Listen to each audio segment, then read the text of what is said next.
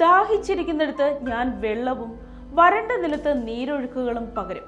നിന്റെ സന്തതിമേൽ എൻ്റെ ആത്മാവിനെയും നിന്റെ സന്താനത്തിന്മേൽ എൻ്റെ അനുഗ്രഹത്തെയും പകരും.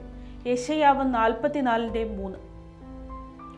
ദൈവത്തിൻ്റെ കരുണയും സ്നേഹവും നമ്മളോടുള്ള വാഗ്ദാനവുമാണ് ഈ വാക്യത്തിൽ നമുക്ക് കാണാൻ കഴിയുന്നത്. ജീവിതത്തിലെ വരൾച്ചകളിൽ ദൈവം നമുക്ക് പുതുജീവൻ നൽകുന്നു. അവൻ്റെ സാന്നിധ്യം നമുക്ക് കുളിർമയും ശക്തിയും പകരുന്നു. ഈ വാക്യം നമുക്ക് പ്രത്യാശ നൽകുന്നു. ദൈവം നമുക്ക് ആവശ്യമുള്ളതെല്ലാം നൽകാൻ ശക്തനാണ്. അവൻ്റെ സ്നേഹവും അനുഗ്രഹവും നമുക്ക് എപ്പോഴും ഒരു തണലാണ്. അതിനാൽ പ്രതിസന്ധികളിൽ തളരാതെ ദൈവത്തിൽ വിശ്വസിക്കുക. അവൻ നമുക്ക് വേണ്ടതെല്ലാം നൽകി നമ്മെ അനുഗ്രഹിക്കും. ദൈവം നമ്മളെ മാത്രമല്ല നമ്മുടെ തലമുറകളെയും അനുഗ്രഹിക്കും എന്ന ഉറപ്പാണ് ഈ വാക്യത്തിലൂടെ നമുക്ക് മനസ്സിലാക്കാൻ കഴിയുന്നത്. ദൈവാത്മാവിൻ്റെ സാന്നിധ്യം നമുക്ക് മാത്രമല്ല നമ്മുടെ മക്കൾക്കും അവരുടെ മക്കൾക്കും ഒരു വഴികാട്ടിയാണ്. ദൈവാനുഗ്രഹം തലമുറകളിലൂടെ കൈമാറ്റം ചെയ്യപ്പെടുന്നു.